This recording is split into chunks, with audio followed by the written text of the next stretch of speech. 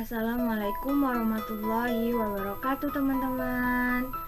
Nah, kembali lagi dengan saya Anjeli Ramasari dengan NPM A1D021050.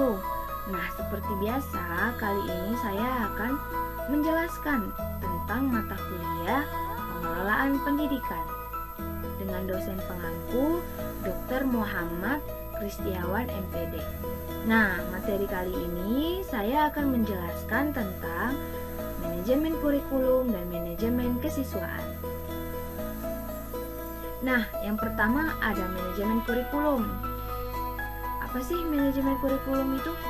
Ternyata manajemen kurikulum itu merupakan sistem pengelolaan atau penataan terhadap kurikulum secara kooperatif, komprehensif, sistemik, dan sistematik yang dijadikan acuan oleh lembaga pendidikan dalam rangka mewujudkan ketercapaian tujuan kurikulum atau tujuan pendidikan. Nah, manajemen kurikulum juga sebuah bentuk usaha atau upaya bersama untuk memperlancar tercapainya tujuan pengajaran, khususnya untuk meningkatkan kualitas interaksi belajar mengajar. Dalam upaya-upaya tersebut diperlukannya adanya evaluasi, perencanaan, dan pelaksanaan yang merupakan satu rangkaian yang tidak dapat dipisah. Nah, ada beberapa macam fungsi manajemen. Ada 6 nih teman-teman. Yang pertama, manajemen kurikulum ada 6 ya teman-teman. Yang pertama, meningkatkan efisiensi pemanfaatan sumber daya kurikulum,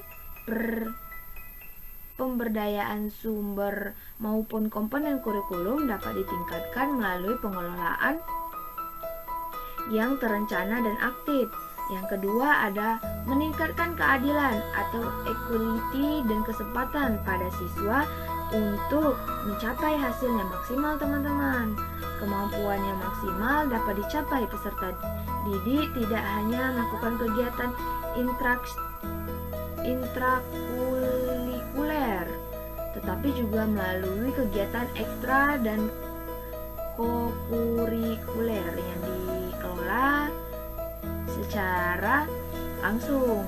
Yang ketiga, ada meningkatkan revalensi atau efektivitas pembelajaran sesuai dengan kebutuhan pendidik maupun lingkungan sekitar pendidik.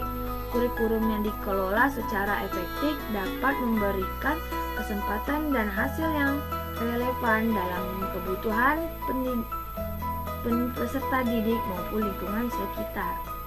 Nah, yang keempat ada meningkatkan efektivitas kinerja guru maupun aktivitas siswa dalam mencapai tujuan belajar. Pengelolaan kurikulum yang profesional, efektif dan terpadu dapat meningkatkan motivasi pada kinerja guru maupun aktivitas siswa dalam belajar. Nah, yang kelima ada meningkatkan efisiensi dan efektivitas proses belajar mengajar. Proses belajar selalu dipantau dalam rangka melihat konsisten atau antara desain yang telah dirancang dengan pelaksanaan pembelajaran.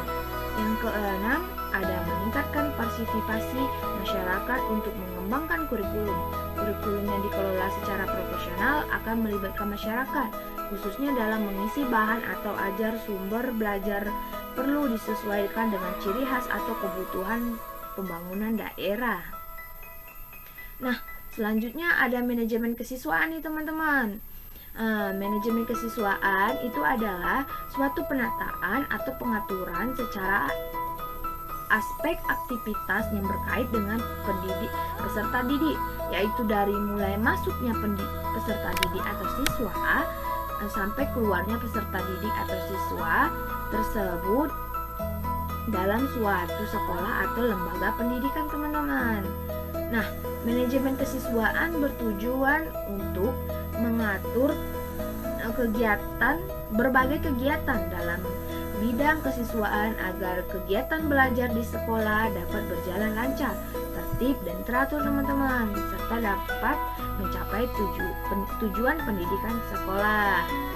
Nah, selanjutnya ada 4 fungsi manajemen